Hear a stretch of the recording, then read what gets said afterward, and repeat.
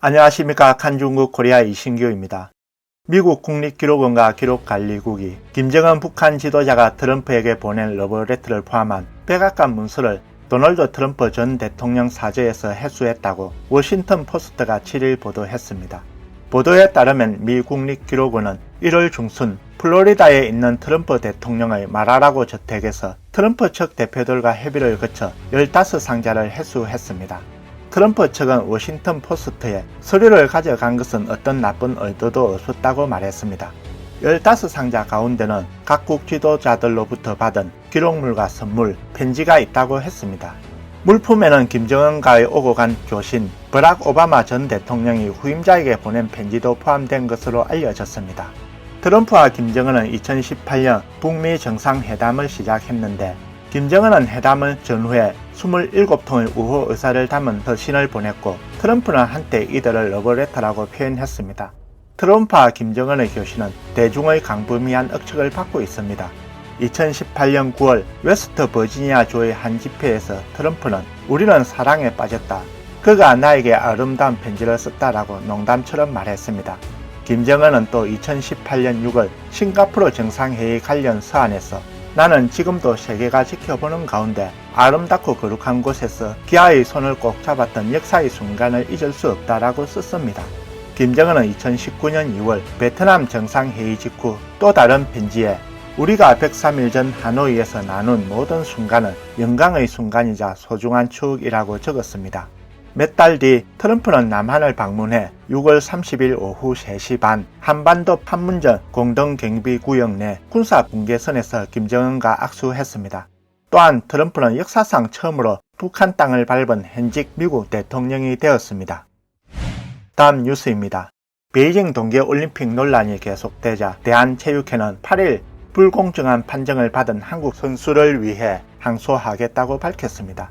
대한체육회는 황대헌, 이준서 등 2명이 7일 저녁 쇼트트랙 남자 1000m 준결승에서 불공정 판정을 당했다며 국제스포츠중재재판소에 항소하겠다고 8일 밝혔습니다.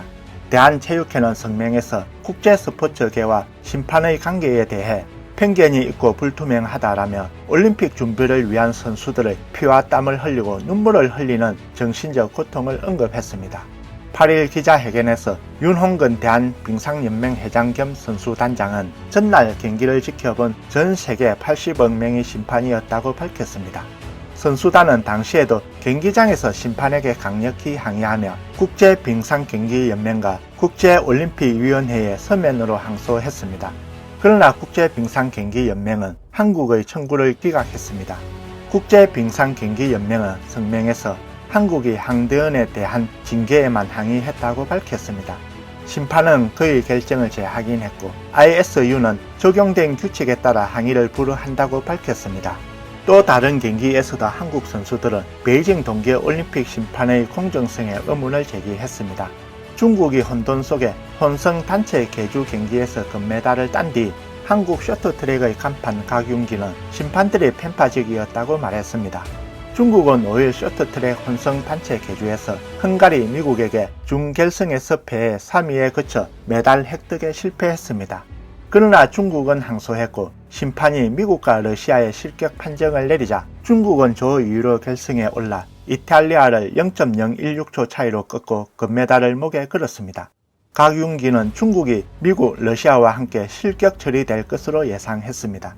하지만 결과는 너무나 뜻밖이었습니다.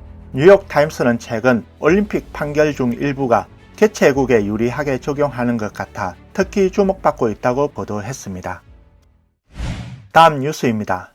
베이징 올림픽 개막식이 끝난 지 며칠 만에 해외 중국어 웹사이트 류위안왕의 시진핑에 대한 사만자 논팽 기사가 게재돼 파문을 일으키며 여러 해외 중국어 사이트에 빠르게 퍼지고 중공 제20차 전국 대표대회에서 시진핑 연임 여부와 향후 운명에 대한 논란이 일고 있습니다. 시진핑을 객관적으로 평가한다라는 제목의 이 글의 저자는 방주와 중국어로 되어 있으며 상중하 세 편으로 나눠 발표했습니다. 이 글은 시진핑이 개인 숭배를 일삼아 내정, 외교 정책의 많은 잘못은 결국 실패로 끝날 것이라고 주장했습니다. 이 기사는 2022년에 시진핑이 집권하더라도 2027년에는 전면적인 파국을 맞을 것이라고 예측했습니다. 기사 말미에서 파멸의 금누이, 계멸의 개미굴, 절대 충성하지 않는다 등이 시진핑이 당면한 위기라며 시진핑의 사상이 구식이고 시대에 뒤떨어진 것이라고 지적했습니다. 갈수록 북한과 이란의 환경에 더 치우쳐 기울어지고 있으며 비판을 제거하기 위한 폐쇄적이고 우매한 사회를 원하고 있으며 현재의 시공간의 배경에 전혀 부합하지 않으며 그의 정치 권력이 막바지에 이르렀다. 그러나 그가 당내 고위층을 통제하기 위해 감시 수단을 사용했고 그 결과 당파들이 약해졌다. 그렇지 않았다면 일찍이 원로들로부터 파면당했을 것이다 라고 지적했습니다. 현재 미국에 살고 있는 베이징의 범잡지 명예 편집장 후핑은 자유아시아 방송과의 인터뷰에서 방주와 중국의 기사는 시진핑에 대한 전면적인 신랄한 비판을 제기하고 있으며 매우 중요한 문제를 지적하고 있다.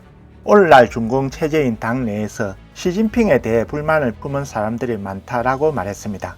차이사 전 중공중앙당교 교수는 6일 의보에 올린 논평에서 이 글을 언급했습니다.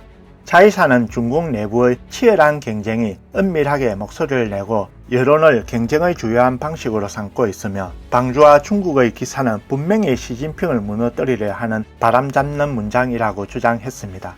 차이사는 시진핑의 재선이 확정되었다고 하기엔 너무 이르다고 판단했고 중공 20차 전대가 열리기 전까지는 모든 것이 가능하며 내부 투쟁은 피비린내가 극심할 것이라는 예측만 가능하다고 말했습니다.